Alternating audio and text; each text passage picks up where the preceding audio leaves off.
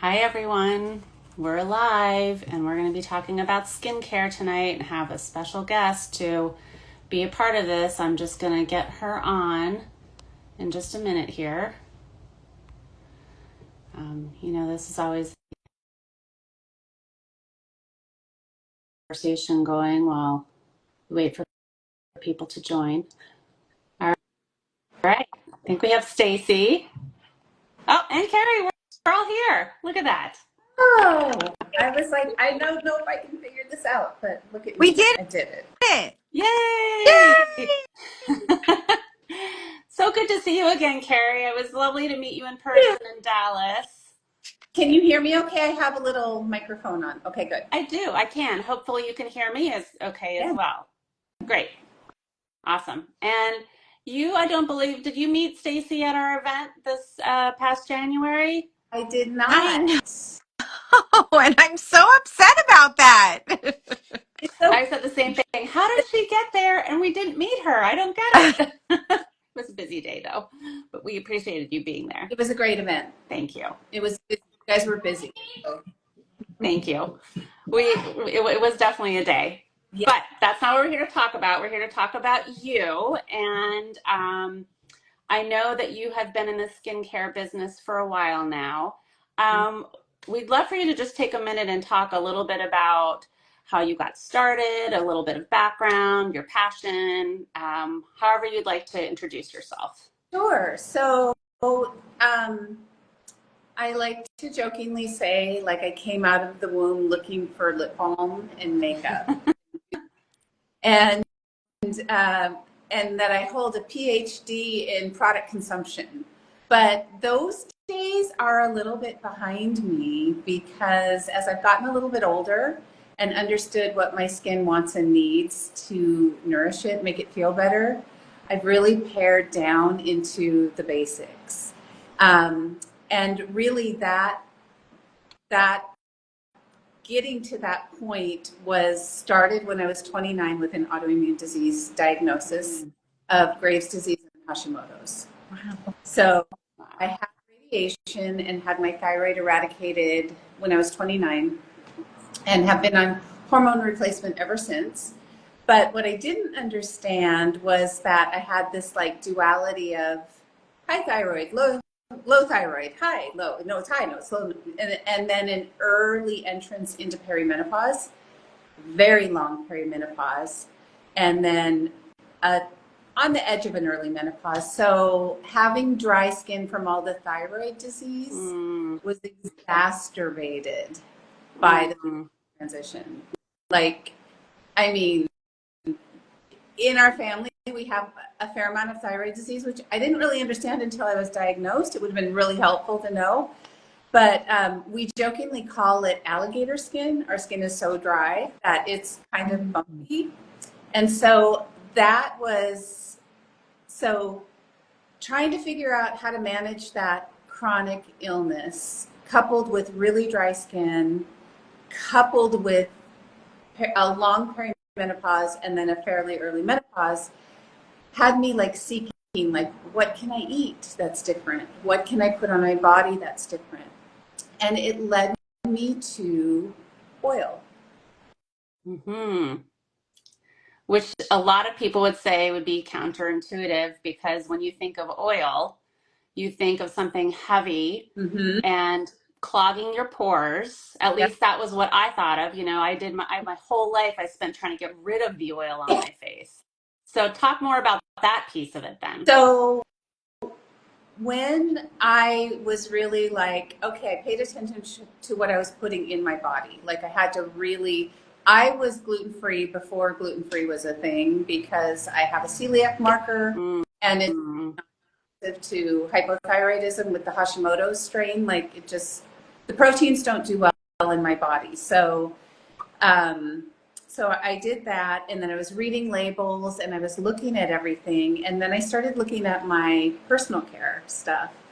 And so for me, it was really important that I eliminate any known endocrine disruptors. And those are traditionally anything that ends in the word paraben and synthetic fragrance are kind of like at my top. So I I take those, once I took those out of the equation, there was not a lot left in the world that I used to live in. And I had a really nice career in real estate sales for about 20 years. And then I left in 2010. And during that year, I spent time, a lot of yoga, learning about Ayurvedic practices. And that's where I learned that women in other parts of the world have used oil for a really long time on their skin. Mm. It works really well. And in America, I think we have this phobia baked into us if we're of a certain age that oil will make us break out. So Exactly. not oils are created equally. And so if you are slathering yourself with petroleum regularly, you might have an issue because it's an occlusive, which means that it wraps your skin like a saran wrap and doesn't let your barrier breathe. So it's really important because our skin is our body's largest organ that we absorb and we excrete. It's like it's got to, it's got to come in and it's got to go out. We want the good stuff in, we want the bad stuff out. And so I set aside my Johnson's baby oil gel, and that was gonna, make me really, really, really moisturized. Dermatologist told me that was a no. That was happen, and it ruined all my towels too. So that wasn't. Oh yeah. Yeah, it got everywhere, and so it was during that year that I was not working that I really did a lot of research. Studied with at the natural college here and learned that a very small amount of a really good plant oil went a really long way.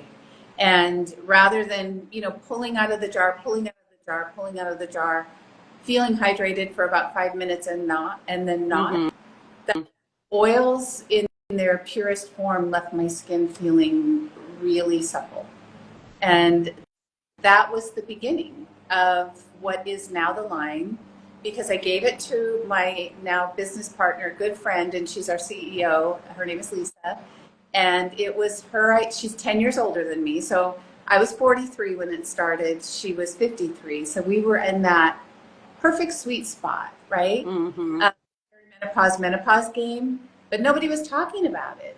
So we didn't know. She had a frozen shoulder. I mean, it vertigo, laying on the table, couldn't get up, so now the conversation is out there. But I think that one thing that doesn't get talked about enough is the fact that estrogen regulates the moisture in your cells. Like So true. and we've got estrogen receptors throughout our entire body. Mm-hmm. My dry skin got drier, my dry eyes got drier, my dry hair got drier. So it just kind of was this cascade effect. And so when I formulated and started using it and felt the difference in my skin, just like physically I could feel it. And then I just feel like when your skin is hydrated and moisturized, it not only feels better, but it looks better. Absolutely, 100%. I can always tell when I haven't done enough of the care for my face, and I can just feel how tight it is, and I look Yeah. tired even if I'm not, which is actually quite rare, but just feel like yes, I agree. When it's really nice and hydrated, it definitely looks plumper and has a little more color to it. So our, it's interesting because we try to really like bring people along with education and then under promise and over deliver. Mm. And I think especially the Gen X generation, we are chronically dehydrated and under moisturized.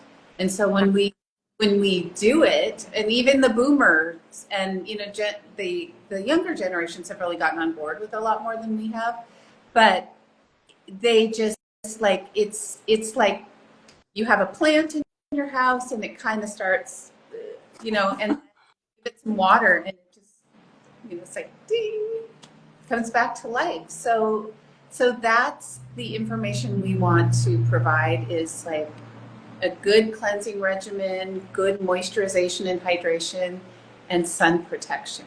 And then you can add in all of the other fun stuff like vitamin C. And if you're interested in a retinoid or a retinol or a plant-based retinol, you can bring those into the equation. But without the basics covered, it's really, it's hard.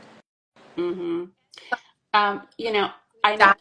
You've got to move your body, and you've got to sleep, and you've got to practice some form of stress management, whatever that looks like. Right. Meditation, yoga, I don't know, it could be anything. Hanging out with friends. Yeah, it's self-care all wrapped into a lot of different things to make us feel and look better. Yeah, Yeah, it's like there's no one magic bullet. right. So I'll get on board with that. Yeah. And you know that hormones change our Yeah. skin, right? Like I got severe melasma, Uh-huh. the right from did I say that right? Melasma. Yeah. Like Mm-hmm. yeah. I Massive. was having a moment for a second.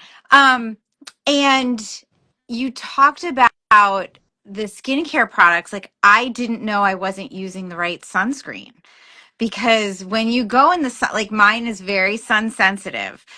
And if you don't use the right sunscreen and you're using just whatever facial sunscreen that's out there, it could be that barrier where heat gets trapped. Like you just said, Right. like your skin needs to breathe. So that would make it all worse. And your little vitamin C serum is, first of all, let's just talk about the smell of it. Like when we talk about products that feel good, and a stress response, like smells so good. Like you could eat Yeah. it. So that, bringing that up because for me, it was really about the product looking good physically. Like I like a pretty bottle because when I was introduced to the world of like clean beauty or natural products, it didn't smell very good. Like, Right? no, it was like super, little bit stinky, little heavy on the patchouli. Not that there's anything wrong with patchouli, but it's not my preferred scent. Right. So really wanted everything to have that almost pop kind of. Yeah. Yeah. That's what it is. Yeah. Yeah. So too. No, and the vitamin C is, I was a little late to the vitamin C game because I had always used a vitamin C like an L-ascorbic acid, Mm-hmm. water base, and it kind of irritated my skin. It would sting Mine or, too. Or it would actually make it drier. Like it brought out because that the whole vitamin C and getting rid of all the pigmentation, right? But I was like, oh, my skin is just like it's too dry. yep. So this has been a game changer for that. Number one, it's in oil. Yeah, It's it's an oil. Who knew? and it's a form of vitamin C that's really one of the gold standards. It doesn't sensitize, so it's great for sensitized skin. It actually penetrates the dermal layer better than an L-ascorbic. It's stable. I was going So to ask about stability because I know that that's a big concern with vitamin C serums is the lack of stability and them going bad quite quickly. they oxidize. Mm-hmm. And so that's why you've seen sometimes you'll have a powder that you can mix with something. So That's it's what super bad. L-ascorbic because then you're kind of making it fresh. Mm-hmm. But I use those. I tended to be like, oh, if a little's good, a lot's better. Yes. And I would fry my face, and so I was really, really not into the vitamin C. And then Lisa was using one that her facialist gave her. It's called THDA, tetrahexadecyl ascorbate. So it's big, long word. Say But that 5 times fast. it's oil soluble and it's great, like for my skin in particular, which is somewhat sensitized.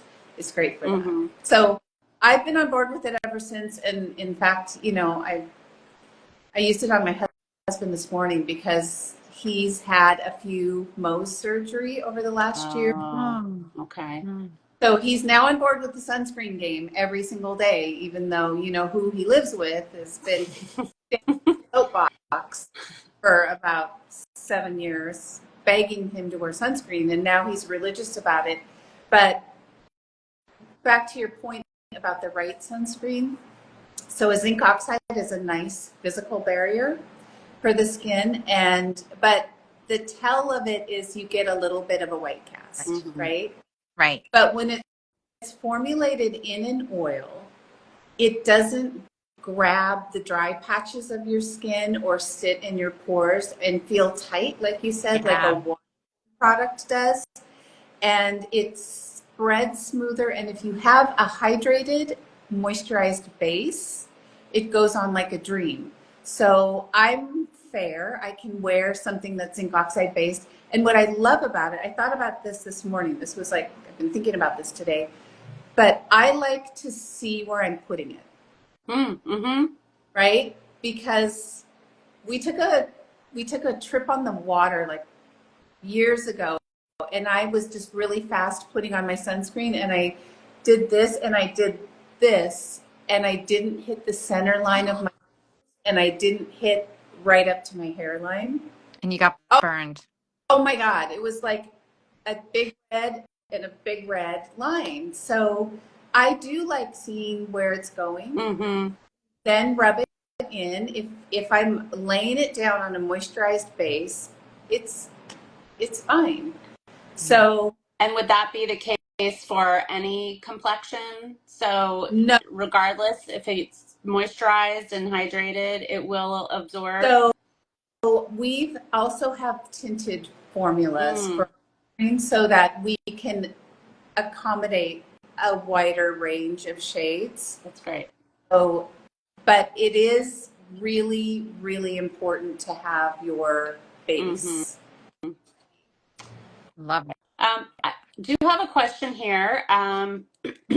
Did you create your menopause line at the beginning, or was that something that developed over the course of the years as you brought more products in and realized what was needed or where the white space was in the market? So what's interesting is we really are targeted for dry skin, and we are targeted for, like you mentioned, the hormonal changes and issues. If you think about it, that's not just menopause. Right. Pregnancy and puberty.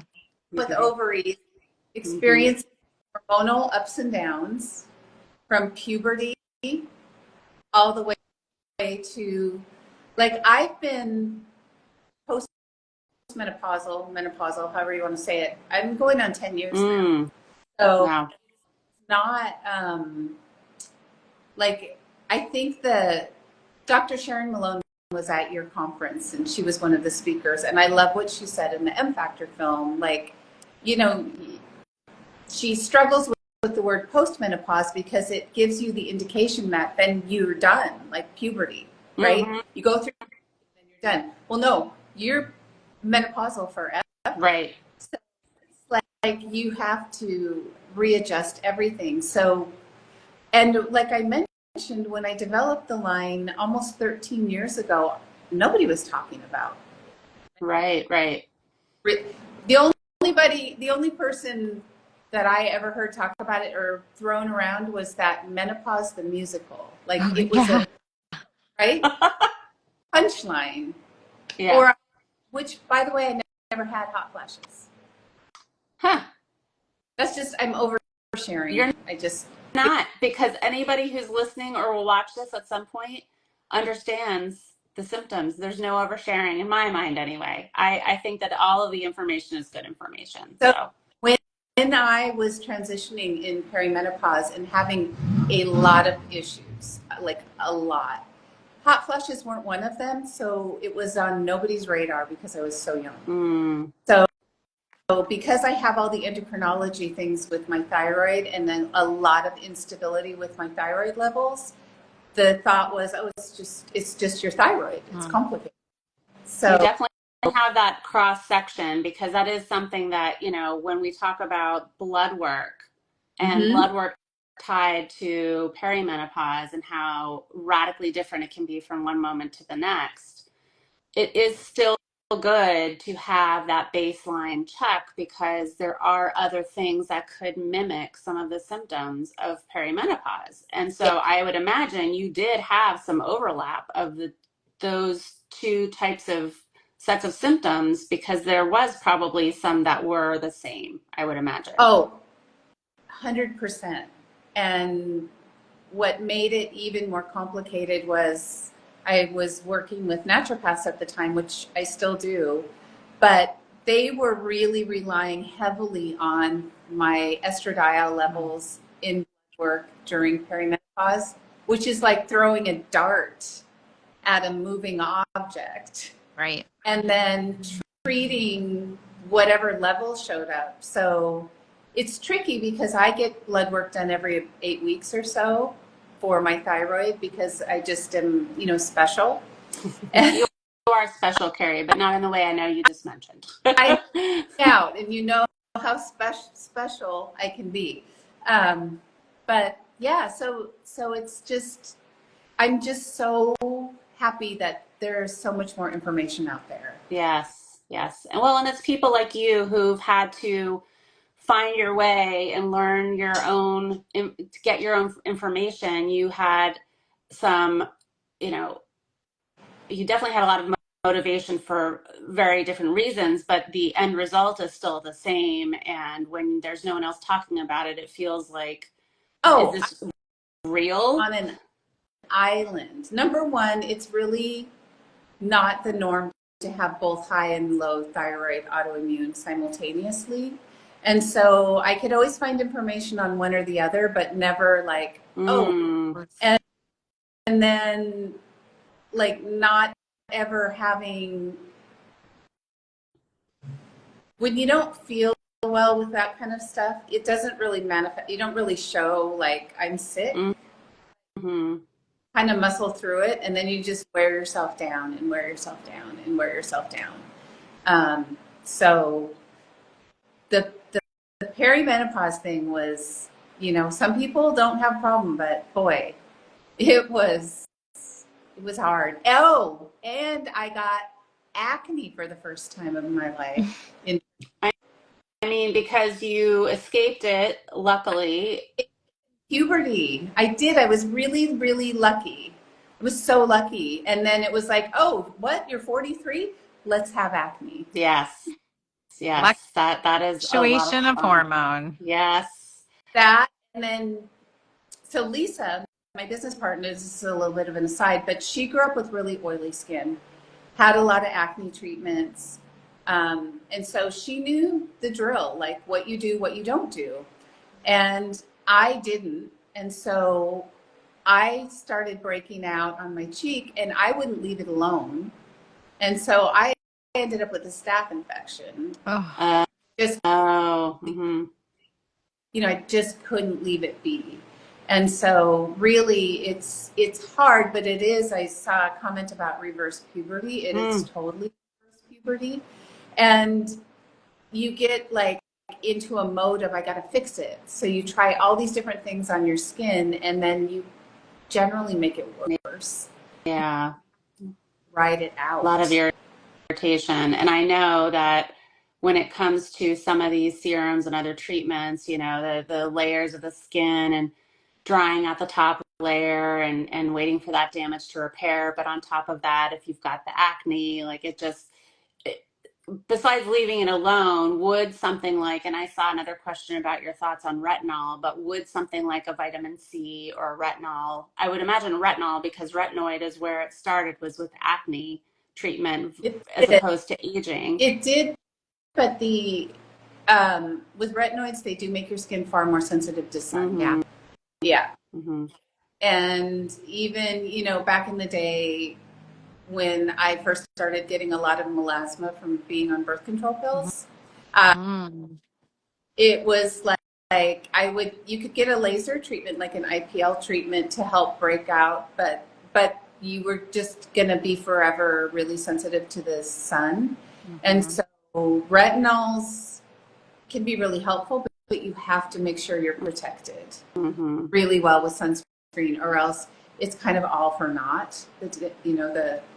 So my thing is really focusing on prevention and not repair. Mm-hmm. But my thoughts on retinol now, interestingly, now that I'm 50, coming up on 57, from my dermatologist, recent visit was for people like me that have fairer skin, it can be helpful to use it a few times a week because it brings up old sun damage from cell turnover. Mm-hmm. But it can be irritating. So you have to be really careful with it. So my opinion on it is if you're going to use it, work with a dermatologist. Mm-hmm. You know, That's fair. your skin type with them Mm-hmm. and utilize it in that way. Like, don't go rogue. Right. Yeah, I think that now with so many, what do they call them? Cosmeceuticals that are out on the market where you can buy things with the retinoid included and vitamin C, and you just go to town. I know when I first started changing my regimen, my skin got so dry. I did start with a vitamin C and then wait, and then I would do the nighttime. But still, like, if you don't know what you're doing, it can really be damaging, not Yeah. permanently, but just so uncomfortable. Well, not all actives play nice together either. So I just think so much is pushed at us all the time, because, it's the beauty industry historically is not like, oh, you're great, nothing to do here, Yeah. but use this, use this, use this. So again, going back to the basics, Mm-hmm. focus really like a good cleansing system, a good moisturizing, hydrating system, and sun protection. After Mm-hmm. that's nailed down, then, like, oh, do I need a vitamin C for brightening and evening out my skin tone? Do I need a retinol treatment? And if you do, like, especially once you get into a prescription strength item like a retinol, then you bring a dermatologist into the equation. Mm-hmm. Sure. Yeah, that makes sense. And I like what you're saying about the skincare regimen because it took me probably a good 2 years to develop any type of regular routine. Mm-hmm. Because you are starting to add more things in as we mature. There's more that we can do to help, and some of that is more environmental as far as our feelings on wanting to slow the aging process down. But still, I feel better knowing that I'm not only making my skin feel better, but also that it's looking healthier. Like I said, plumper and more color in it. So um, it is important to have a basic routine down, though. I agree. Then it's like a really good sofa. Then you can start putting throws, pillows, and change it up and do things, but have a good basic laid down.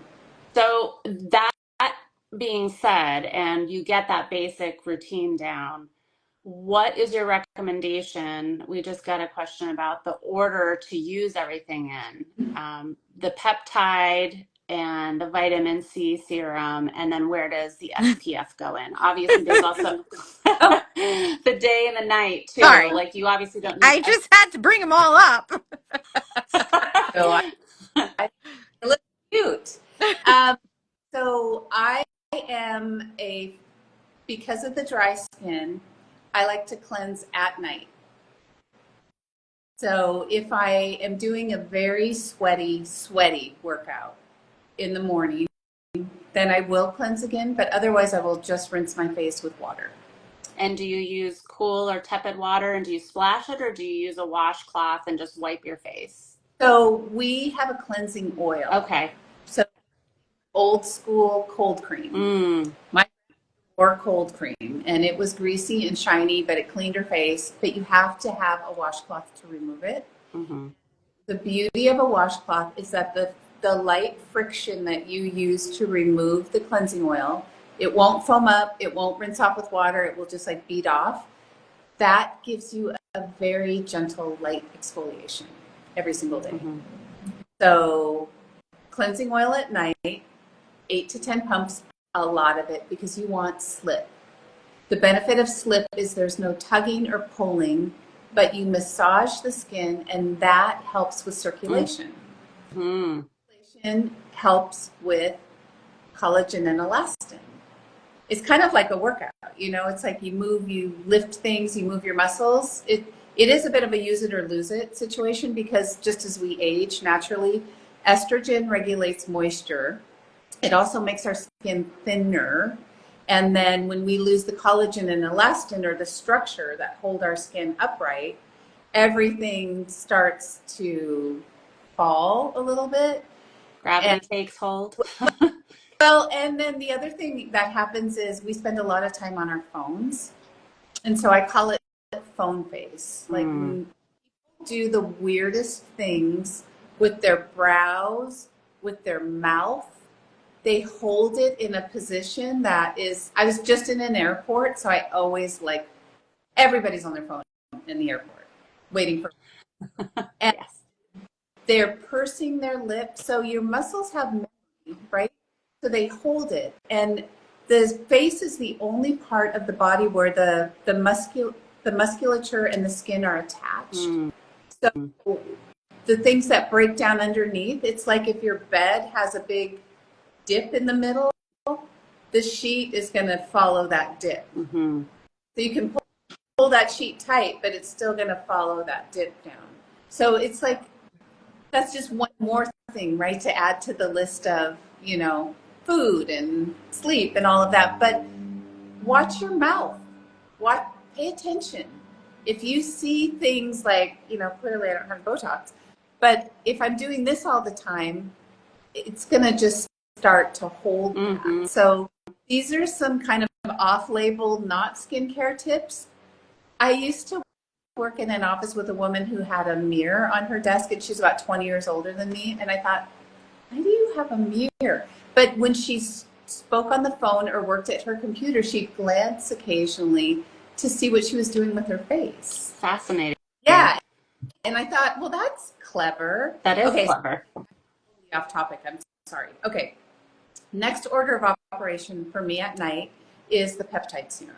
Okay. So peptides targets fine lines and wrinkles. They help with moisture. They help with volume. They are a short chain of amino acids that talk to a protein in the body.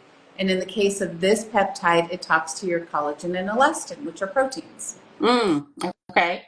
That's awesome. And then you run, and then but if you're going to use a retinol, you want to put it on right after you cleanse. And I assume with the cleansing, sorry to go back to that one point, when you cleanse with the cleansing oil, it's just that layer and that would remove your makeup as well if you had makeup. Okay, so it's just that one. Okay. It really breaks down physical sunscreens really nice. It's like oil, an incredible vehicle for cleaning without stripping. Which is perfect. Yeah, so You need that. it will feel clean but not dry and tight.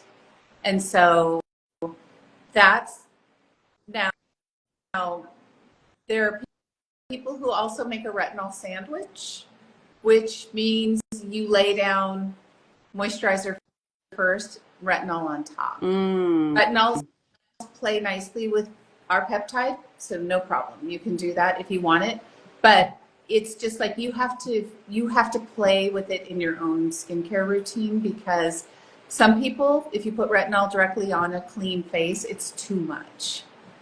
And so making a retinol sandwich softens the blow a little bit.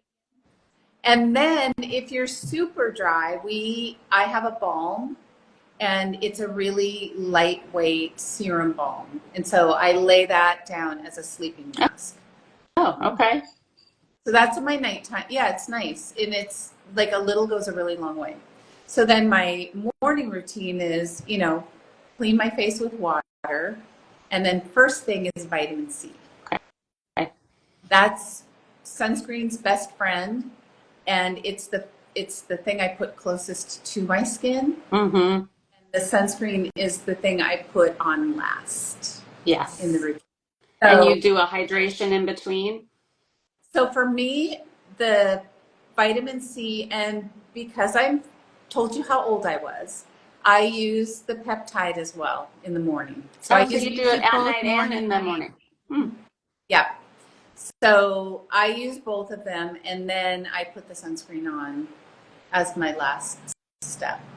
Okay. And then makeup over it, or like sometimes I just wear the sunscreen, the tinted one, because it's a very lightweight coverage. It's not a full foundation coverage, so it's enough for me. And then we have a hydrating tonic, so that's something that you can mix with any of the oils. And This is my favorite. oh, I'm sorry. This is like the smell. I know. And just like when you get, like, this is what makes you feel like you're in a spa, right? Yep. Like, yes, the So I lavender. I have the rose. I'm a rose, Oh, I didn't Mm. try the rose yet. but so like I do have makeup on right now, but you can even use it as a setting spray, like Oh, right over the top.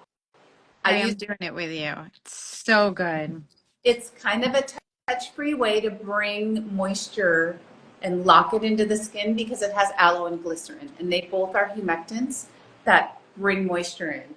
But it's like, I guess my goal is to have everything do like more than one thing. mm-hmm. Cleansing oil, use it at night, cleanse your skin, mask with it, leave it on 20 minutes, no big deal. You can also shave with it. It's great shaving oil. Same principle, dry, dry to dry, and then remove it with a washcloth. And then the serum, you can use it day or night. You can use the vitamin C at night if you wanted, but really it's best during the day because it's great for its antioxidant protection. And light creates free radical damage. Right. You don't have to be laying in the sun. I was going to put on I call these my magic glasses. They're for driving, but they're transition lenses. And it's 5 o'clock here in Seattle. I'm sitting in an office. There's a window right there. Mm-hmm. See how they're tinting? Mm-hmm. So that means there's UV light present. So if there's UV light present, the sunscreen is important. Right. Right.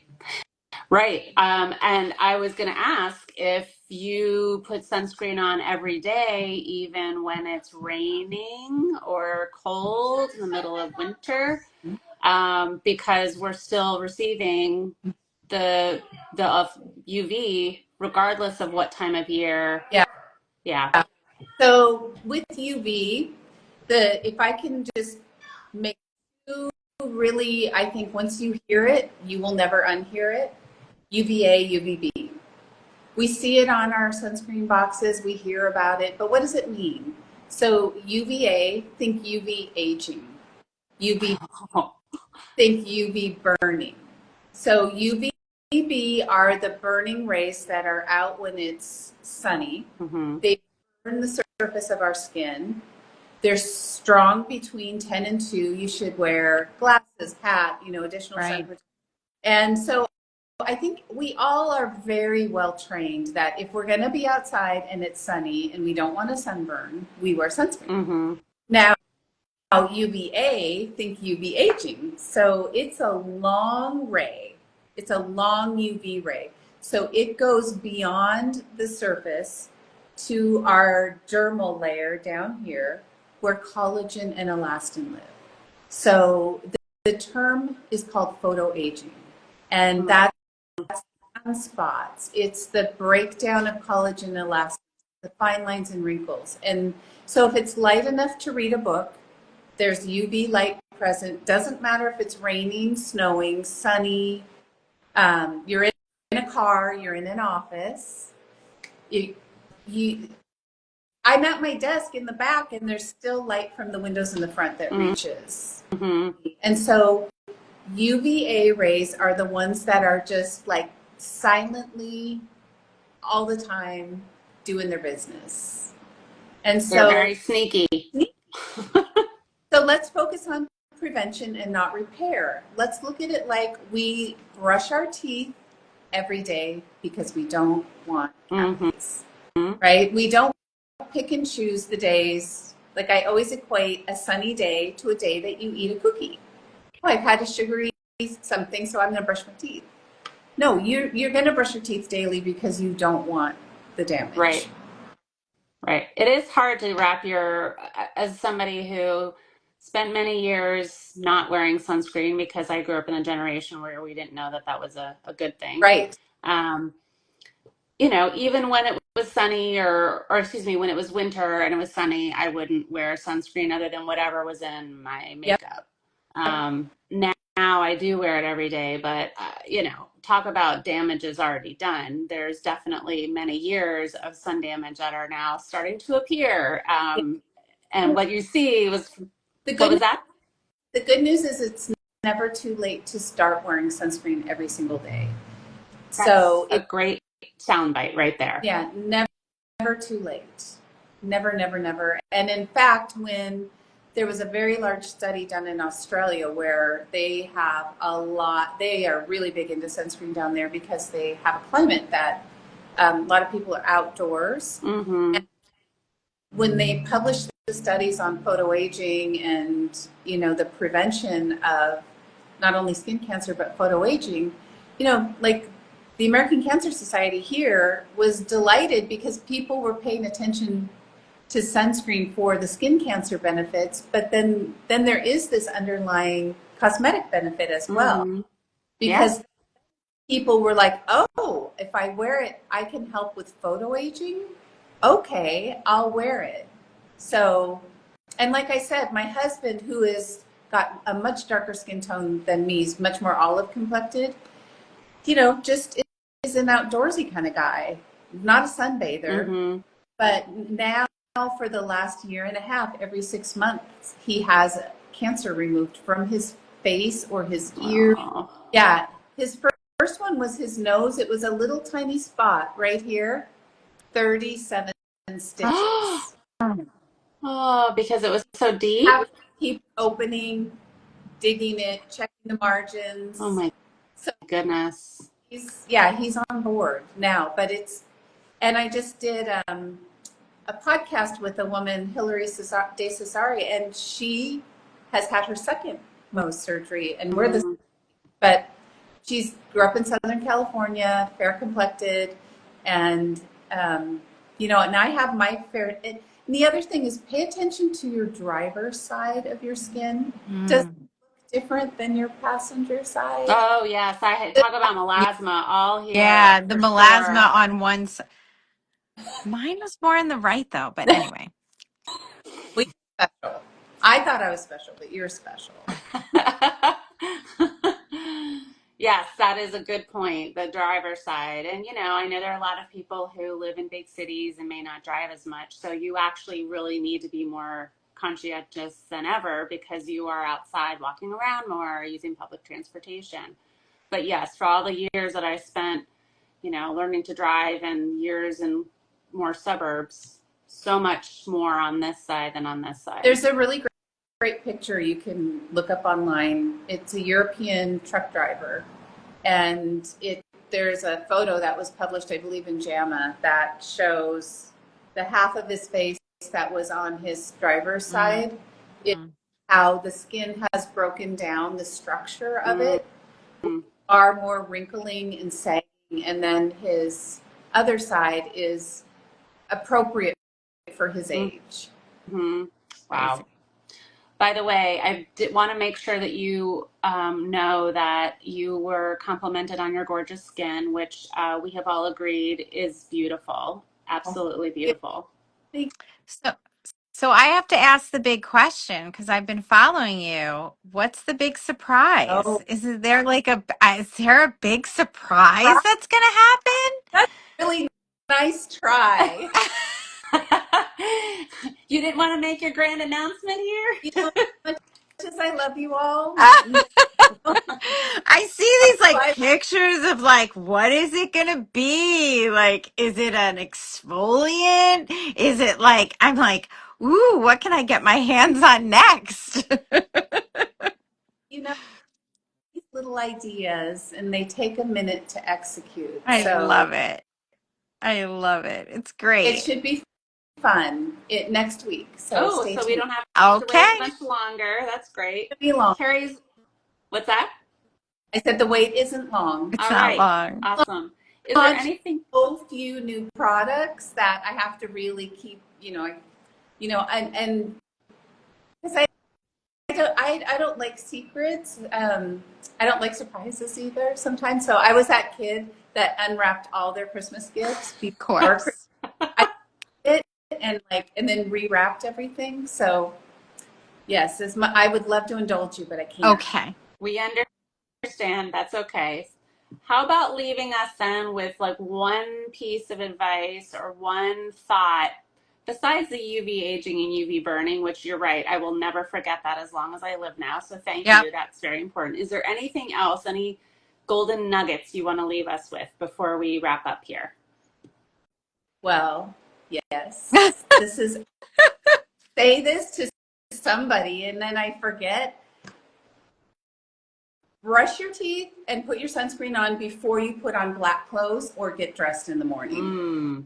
Because Hmm.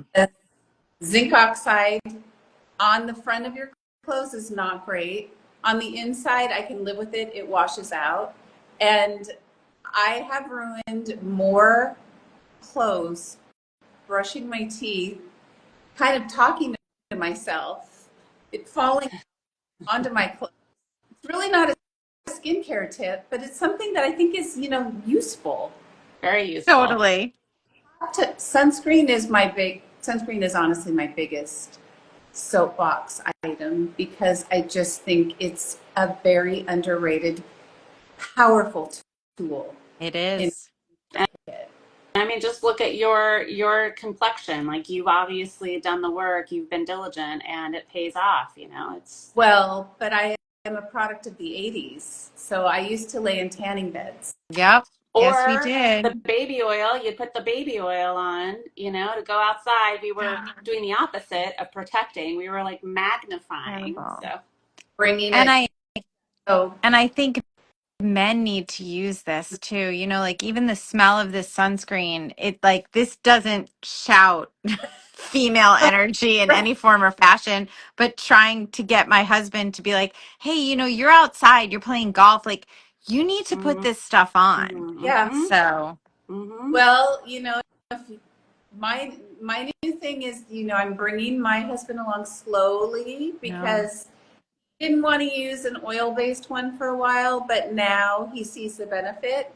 But I had to here's how you do it. Let me show you how easy it is. How about I just put it on? Like sit down. Hey, whatever gets it through to them. I mean, I'm sorry that your husband's gone through so many surgeries, and I hope they're coming to an end. But I do too. He is like locked and loaded. He has not missed a day of sunscreen in almost 2 years. Awesome. that's great. That's great. Yeah. Kari, thank you so much for joining us. And thank you to everybody who hopped on and asked questions and tuned in. And we can't wait to hear what the What's surprise is. And we'll just the have to wait till next week. It's fun. Thanks so much. Have a Okay. good night. Thanks. Thank Bye-bye. Bye. you.